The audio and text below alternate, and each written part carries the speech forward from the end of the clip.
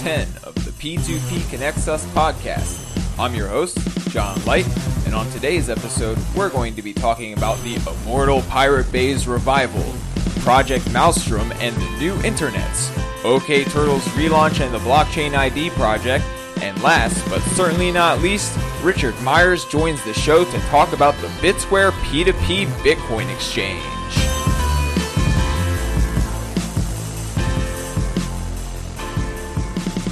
Hello, and welcome once again to episode 10 of the P2P Connects Us podcast. This past week, 96,253.56 LTB coin were given away to Patreon patrons who shared their receipt and counter wallet address. Thanks to your support, I have achieved my first goal of $5 in pledges per episode on Patreon. Thank you so much to everyone who's helped make this happen. If just one more listener pledges $1 per episode, I will hit my next goal of $25 in pledges per episode. And if 75 more listeners pledge $1 after that, I will achieve my goal of $100 in pledges per episode. Can you help me get there? You can make a pledge and earn LTB coin in the process by going to patreon.com/P2PConnectsUs, making a pledge of $1 or more, and sending me a screenshot of your receipt and a counter wallet address so I can include you in the weekly Patreon patron LTB coin giveaway. Thanks again to everyone who has pledged on Patreon and tipped me with Bitcoins. It really means a lot to me. P2P Connects Us is looking for content creators. I'm paying 50,000 LTB coin for high quality videos, 25,000 LTB coin for audio content, and 15,000 LTB coin for written articles. All work published will be released under a copyleft license so that it's free to remix and redistribute as long as any derivatives or copies are also released copyleft. If you're interested in sharing your own perspectives on peer-to-peer philosophy, technology, and culture, please contact me through the contact page on my website at p2pconnects.us. There's also a 30,000 LTB coin bounty up for grabs for the first person to transcribe the interview at the end of each P2P Connects Us episode. To stake your claim in an interview transcription, go to the official P2P Connects Us thread in the Listeners Lounge section of the forums on letstalkbitcoin.com and add a post letting people know which interview you want to transcribe. First come, first serve, but if you transcribe the interview in an Etherpad document and link to it in the forum thread, you can also work with a partner to figure out how to split the bounty and collaborate with them to transcribe the interview together. Visit the official P2P Connects Us thread in the Let's Talk Bitcoin forum for all the details. You can follow P2P Connects Us on Twitter and SoundCloud, subscribe to the P2P Connects Us YouTube channel, and sign up for email alerts each time new content is posted on the P2P Connects Us blog by entering your email address in the sign up form at p2pconnects.us. With those announcements out of the way, let's move on to the news.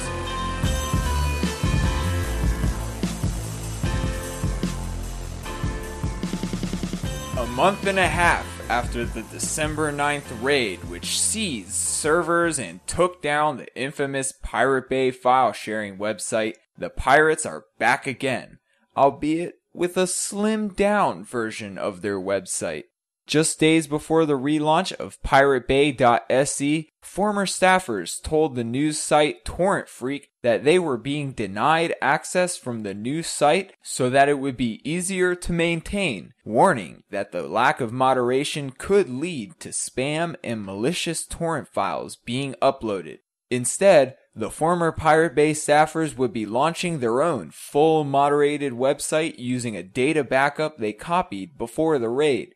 Internal drama notwithstanding, it appears that there has been minimal data loss since the raid on the original Pirate Bay website, with users still being able to log in to their old accounts and most of the torrent files being accounted for.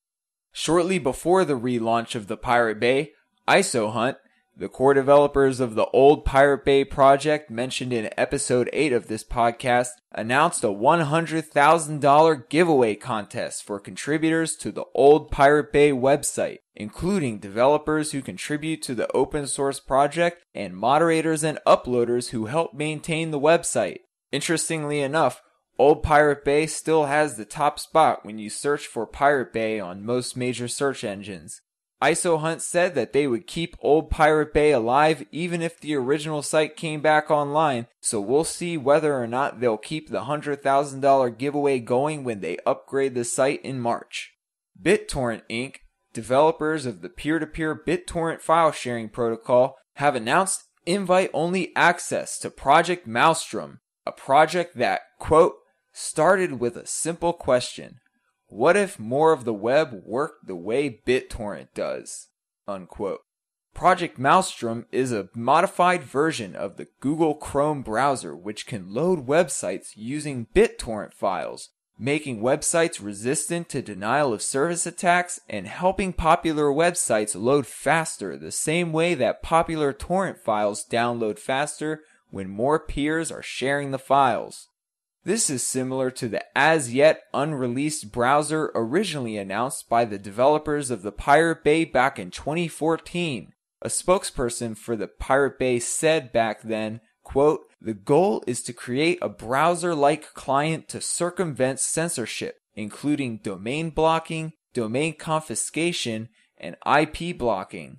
This will be accomplished by sharing all of a site's indexed data as peer-to-peer downloadable packages that are then browsed and rendered locally. It's basically a browser-like app that uses WebKit to render pages and BitTorrent to download the content while storing everything locally." Unquote.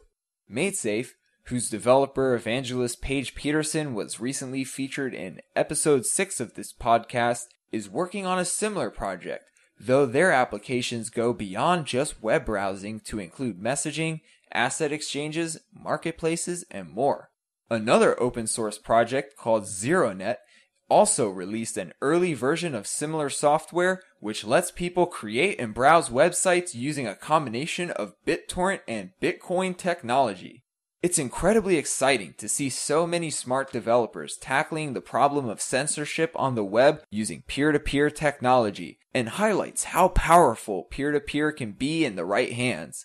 No matter which version of this technology ends up gaining the biggest network effect, either way it's all making the world a better place. Speaking of making the world a better place, the okTurtles Foundation has launched a new website redesign at okturtles.org with help from web designer Will Stanley, developer and okTurtles co-founder Greg Slepak, and yours truly. The foundation is now accepting Bitcoin and credit card donations on the website at okturtles.org/donate. Anything you can send our way to help support our mission of securing the internet with blockchain technology is greatly appreciated.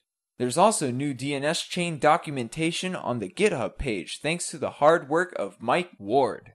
okTurtles is also happy to announce the BlockchainID project, which extends the open name peer-to-peer identity protocol to offer a new, convenient way to log into websites using an open name identity. You can learn more about DNS chain and peer-to-peer blockchain-based identity by listening to my interview with okTurtles co-founder and DNS chain core developer Greg Slepak in episode 5 of P2P Connects Us.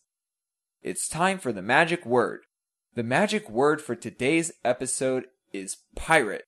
That's P-I-R-A-T-E. Pirate. You can redeem the magic word on letstalkbitcoin.com for your share of the weekly LTB coin distribution, and you can learn more about LTB coin at ltbcoin.com.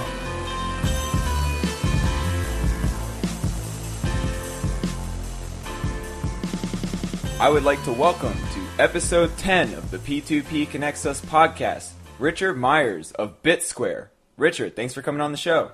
Hi, thanks, John. Richard, what does peer-to-peer mean to you? For us, peer-to-peer is no central point of failure, or no single point of failure. It's decentralized. it's sort of what we think is the future, really the future of community-owned applications, community-owned networks. We tend to agree with that perspective here at P2P Connects Us.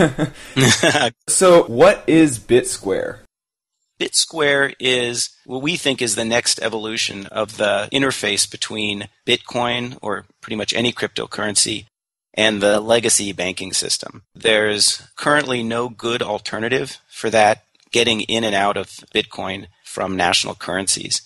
And that's what we hope to provide. And I think it's very timely right now because you've seen the hacks, Mt. Gox, of course, being the biggest of those, but not just hacks, but also attacks on Bitcoin in some ways. When you start seeing Coinbase doing transaction tracing, coin tracing, that's sort of what motivates us. And what we're doing is basically doing something that Bitcoin has enabled for a long time, but nobody's actually taken advantage of. In some ways, we're not inventing something new. We're just trying to fully realize what Bitcoin has sort of made possible since the beginning, practically. What is the experience like for people using the software? It's going to be a little different than maybe what they expect. You're not going to necessarily go to a web page to do your trading. You're going to download an application, and that application will put you on the P2P network to do your exchange. After that, it's going to be a little bit like perhaps local Bitcoins. If any of your listeners are familiar with that, you're going to either place an ad to buy or sell Bitcoin, or you're going to accept an ad, take an offer to buy or sell Bitcoin. But then after that, the trade is just mediated by the software, and it's conducted between those two people directly. So let's say I'm buying Bitcoin and I take an ad. Then I'm going to receive via an encrypted message the banking details of that person and an assurance that they have locked their Bitcoin into a multi-sig address. That's a little behind the scenes, but what it means is that you can be assured that the Bitcoin are waiting for you and they can't be taken back by the seller until you've sent your cash, you've sent your national currency in whatever way you've both agreed. And then that person, when they see it, for instance, you'll have a bank account, you'll send the money to that bank account, or in whatever way you guys have decided, and then he or she will release the Bitcoin, and then you'll basically both confirm that is a successful trade, and boom, you're done. What is interesting about that interaction is they're in the happy path, we say, in the path where everybody is behaving properly. There is no third party involved. It's all mediated by the network and between two people. Now, of course, people aren't always trustworthy. You have to, especially when you're dealing with the legacy banking system, you always have to worry about the cash part of the transaction. The Bitcoin is fine, but the cash part, of course, is open to interpretation, and you can get conflict there. So that's why there's a third party on this multi-sig address, the two traders, and then the third is an arbitrator that had been previously agreed to. That's the person that basically will help mediate the interaction between the two parties if there's a conflict. And it isn't always fraud. It could be somebody went on vacation or they lost their computer, they dropped their computer. There are many things. So that's why there's really no automated way to handle that situation. You really need a third party. And then the key is just to make sure it isn't a single third party. In the case of like a local Bitcoins, the only third party is local Bitcoins. But that makes them a central point of attack, especially from a government, for instance. That's probably maybe some of your listeners have heard about what's happened in Germany, where they basically pulled out of the German market because there was so much ambiguity about the regulation. We think we avoid that by basically taking away that central party. There's a lot of stuff to go over there, but just on that point, is there like a marketplace for arbitrators themselves then, where people can find a list of arbitrators, and can anyone be an arbitrator in that case? Yeah, I mean, that's key to the whole idea of being decentralized. Anybody can become an arbitrator. Now, you probably will have different levels of privacy because theoretically you could have a sort of an anonymous arbitrator, but I think for there to be a real market, people are going to favor arbitrators that are more publicly known. But there'll be a constellation of them. And the way we're sort of speccing out this trade protocol, each person who's buying or selling will pick the arbitrators, a pool of arbitrators. They'll sort of create their own pool of arbitrators. And then when the match is made, you'll just look for an overlap in the arbitrators that both sides agree on. And then there'll be some deterministic random way to pick which one. So there are certain exploits if it was always going to be a certain one. Yeah. I've heard of a technique where each party picks an arbitrator, and then those two arbitrators decide between themselves an arbitrator. Oh, yeah, that's actually a clever way to do it, too. Some of that arbitration picking, we have it specced out in our white paper, but we do expect experience will help guide us to really refine that part of it. Your team put together a pretty comprehensive risk analysis document outlining many of the things that could go wrong when people use the software, which is something I don't really see very often in many open source projects or software in general. So what are some of the risks that people should be aware of when they're using Bitsquare? Well, that was originally put together by Manfred Carrere, who's our founder and really the driving force behind this project. When you're dealing with money, it is important to really look through these cases, and many of the risks that you have to look out for are certainly not unique to a Bitsquare system. But an example is chargebacks. That's the one that is most often cited as a problem with a peer-to-peer financial exchange. And that's really very specific to the national jurisdiction you're in too. Some jurisdictions like the United States is probably it's usually phrased as most consumer friendly. People can claw back their money and almost no questions asked if you're using a credit card or if you're using PayPal or some similar thing. It's actually kind of hard in the US. That's why I think in the US, most people currently, at least from my last look on local Bitcoins, use, like, for instance, cash in a bank is one way to do it, to get around that problem of chargeback later in the process. So chargeback, just to explain, is just when the money gets transferred from one bank to the other, and then the person goes to their bank a week later, a month later, and says, I take that back, or my bank account was hacked, or they make up some story. And ultimately, in the worst case scenario, you'd actually have to go to small claims court to get that money back. So as much as possible, we want to avoid those scenarios by just not supporting payment systems, so legacy systems that allow chargeback. And in other national jurisdictions, this is really an international project, that is less of a problem. So in that case, then, what payment options do you recommend for people who are using Bitsquare? We're going to do something similar to what local Bitcoins did, where we're going to compile a table of known successful payment systems. Okay. And best practices. And some of this will be for the community to decide too. The other protection is really just to keep the amounts low at first. We're going to definitely not scale this up amount-wise very fast until we've been able to really get a good handle on what works and what doesn't from that regard. Because anybody who's, for instance, actually hacked into somebody's bank account, they're not looking to make $20 or $100. They're really looking to cash the whole thing out, thousands of dollars. So as long as we keep the amounts low while we're figuring out the chargeback landscape in each jurisdiction, then I think that will help give us some heads up on what works and what doesn't. So keeping the amounts low, that's one way. The other way that we deal with this is there's something called a Sybil attack. I'm not sure how familiar people are with that, but the idea is that in any kind of distributed peer-to-peer system, you can end up with a lot of fake user accounts, people who create 1,000 user accounts. They could do something that steals somebody's money, or they could be dishonest in some way, and then just go to the next account. So one way we try to prevent Sybil attacks, people creating lots of sort of bogus accounts, is there's a concept of a registration, but it isn't like a centralized registration process. It's more of what we call like a blind hash of your payment details. So that means that you hash your name and your payment account, and that's what you register with some amount of Bitcoin as sort of a guarantee that you don't just do this a million times. And then if you do, for instance, do something that violates the trade protocol, you don't respond to the arbitrator, or you do something more against the system, then that will invalidate that registration. And to get another registration, you would have to open a new bank account. And there's really in any jurisdiction, going to be a finite number of banks. And if you do that a lot anyway, it's going to certainly put you under the microscope from a government standpoint. So really it's not the only defense we have, but it's a way to just prevent arbitrary large number of registration being made. The details that people register could just be like fake, right? They could, but those registration details are going to be unblinded to the person you trade with. So if you don't give that's why it's your payment details. Oh, it's unblinded after. Okay. Yeah, but only between the trading parties. So right. That's key. So even though it's you could say that there's a little bit of a leak of privacy, what's different about this from a privacy standpoint is that there's no way to do sort of mass surveillance. Everybody who trades will have some leaking of their privacy as a necessary way to transfer their funds through the legacy banking system.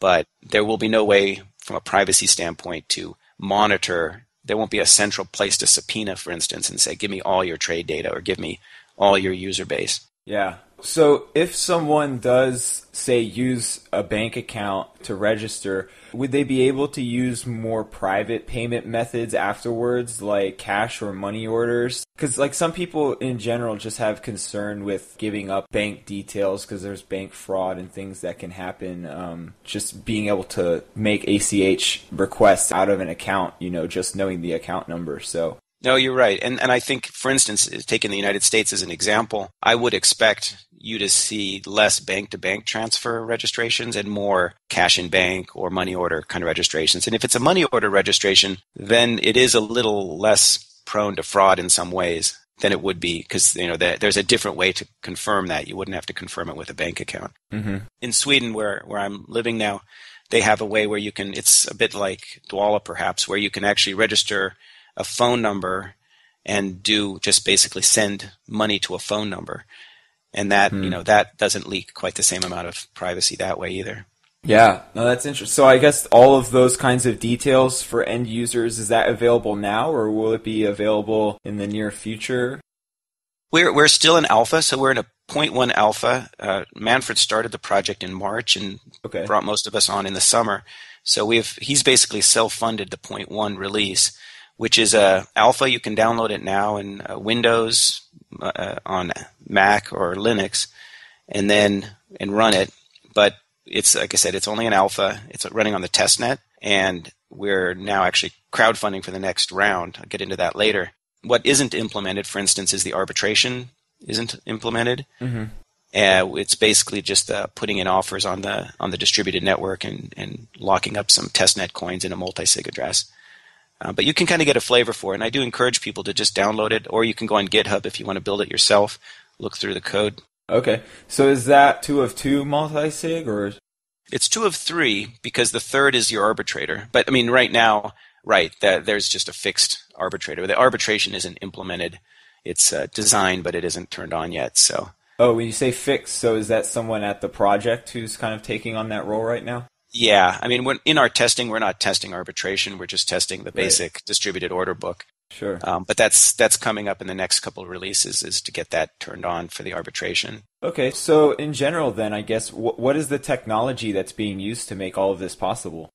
Yeah, that's a good question. From a Bitcoin standpoint, it's pretty straightforward. It's multi-sig, 2 of 3 multi-sig. That's the wallet that holds the accounts that are being traded. From a P2P standpoint, we're using distributed hash tables, so DHT, the same technology used for BitTorrent. And then beyond that, it's just regular private key, public key encryption to transfer messages between people.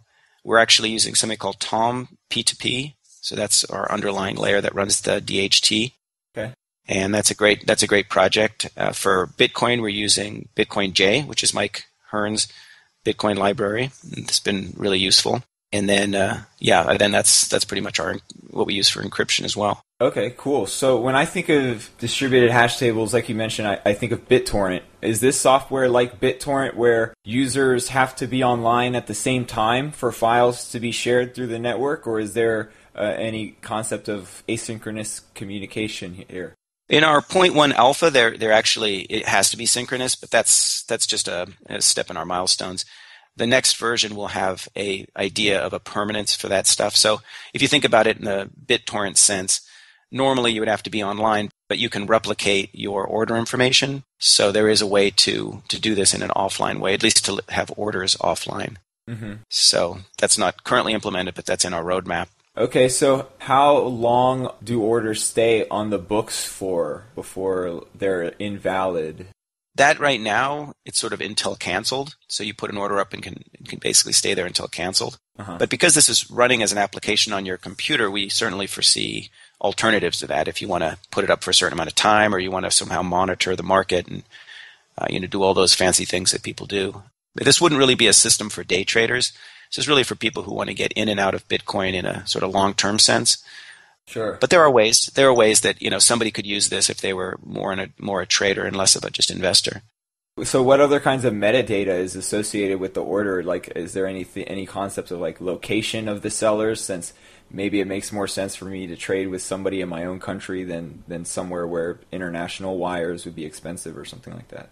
Yeah, that's part of the metadata. So part of the metadata is the set of arbitrators you would agree to, but also the other one is the set of banking methods or payment methods that you would support. So you may support only like a Swedish bank euro system or a U.S. postal money order. So that would be a part of your metadata. And when you're looking at your order book, it's going to filter it based on the criteria that you've previously set up. So even though the network is global and international, you're really going to just see a slice of that filters what you're going to want to trade with. Okay, interesting. Yeah, that makes a lot of sense. So you mentioned a little bit earlier that you kind of envision this system being used not just for Bitcoin, but other cryptocurrencies. And at the same time, this system kind of reminds me of OpenBazaar, which markets itself as a more general marketplace than just a Bitcoin exchange. Have you thought about expanding the functionality of your software so that people can offer to sell more than just dollars in exchange for Bitcoin or other cryptocurrencies?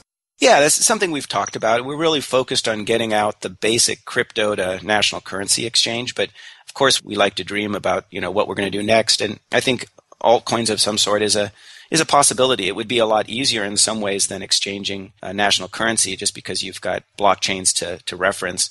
Mm-hmm. And as far as OpenBazaar goes, we're very much inspired by the same idea as OpenBazaar. We're just taking a slightly different tact on that by focusing on currency over goods.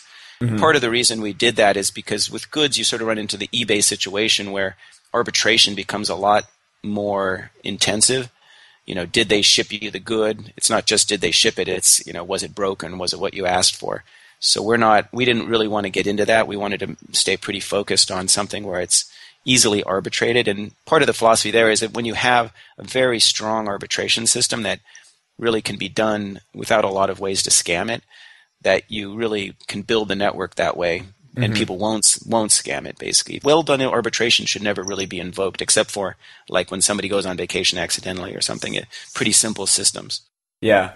So I guess in that case, so for people who want to prove that they, say, shipped the goods, so to speak, and made the wire transfer, is that just as simple as showing an arbitrator like a receipt from the bank or something like that? Yeah, this will be developed by the pool of arbitrators. I think best practices we'll have to develop. But I think already, if you look on local Bitcoins, there are some pretty good best practices. And for somebody to fake a wire, it may be possible, but there are, you can call the bank, you can give a receipt number. There will have to be ways like that to really make arbitration deterministic. You don't want there to be a lot of interpretation. It is best if it's just a binary, like yes, it happened, no, it didn't kind of thing.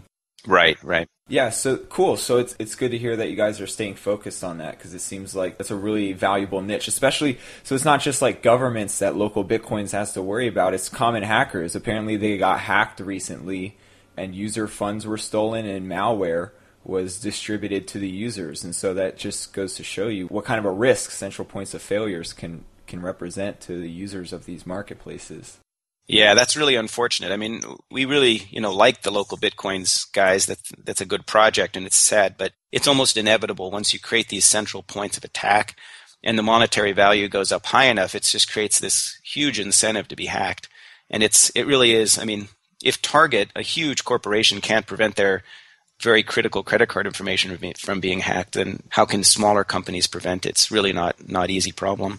On that topic, do you know anything about the security practices of the developers? I know it's very early versions of the software, so maybe it hasn't gone through too much audits for bugs and the like yet, but it sounds like you're using pretty well-supported libraries, or at least developing the Bitcoin portion and peer-to-peer portion of the software.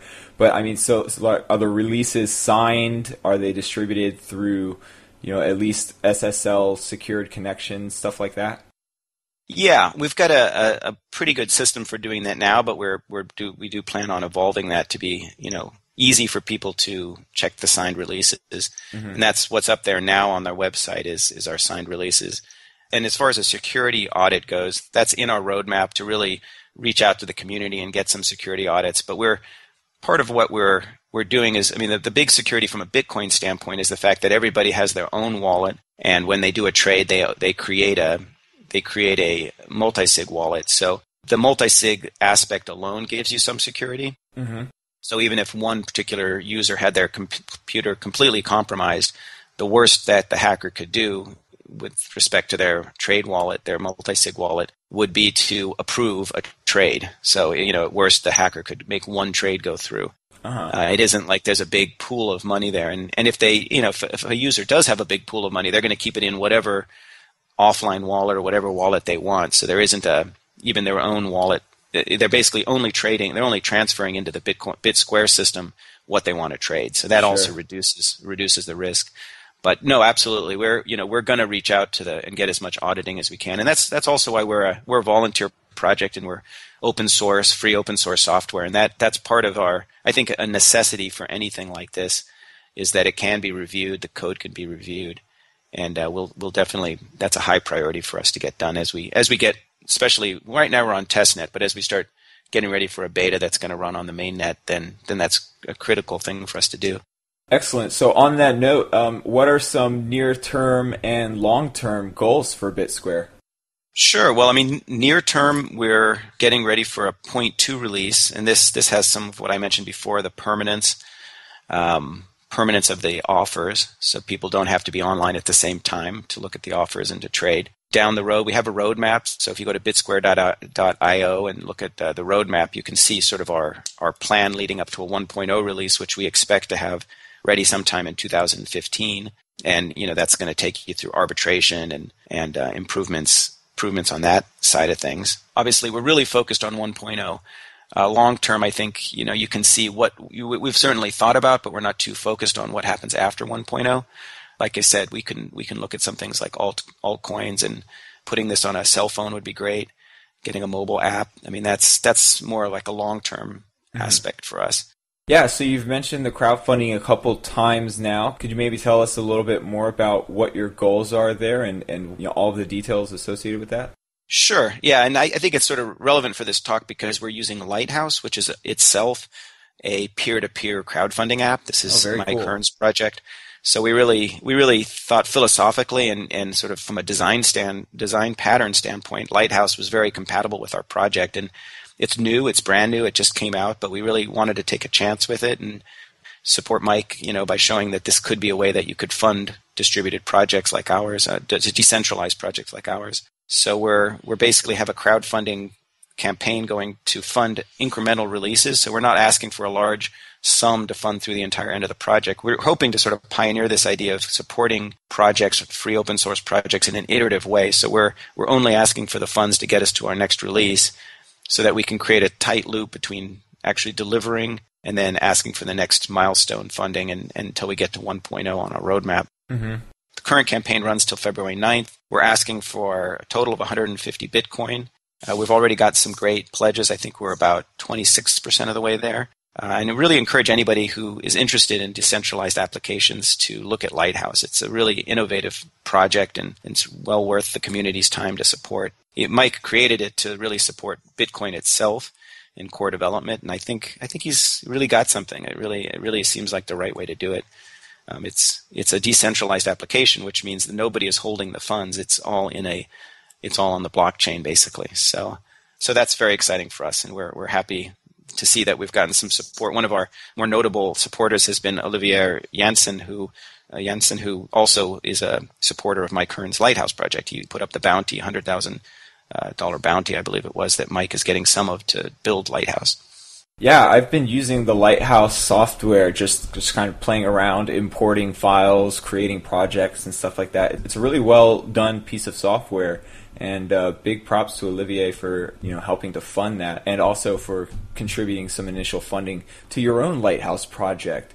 And so, where can people go to learn more about Bitsquare, your crowdfunding campaign, and what is the best way for people to get involved if they want to help out with the project? Sure. We have a website. It's bitsquare.io. And if you go bitsquare.io/crowdfunding, that tells you all about our Lighthouse campaign. You can just write team@bitsquare.io if you want to get in touch. And we're always looking for developers, testers. Whatever your skills are. We are a very open and inclusive project, and we're really looking for as much help as we can get. We have a newsletter. Sign up for our newsletter if you just want to track our project. You can do that from the website. And we just, anybody who's interested in this, we really encourage you to get involved. We have WAN parties, we call them. So this is times when everybody can get on the Bitsquare network at once and do some sort of mock trades. And that's a fun thing to do. It really kind of, I think, hopefully gives people a taste for the future. Awesome. Well, thanks a lot for your time, Richard, and good luck with the Lighthouse campaign. Thanks a lot, John.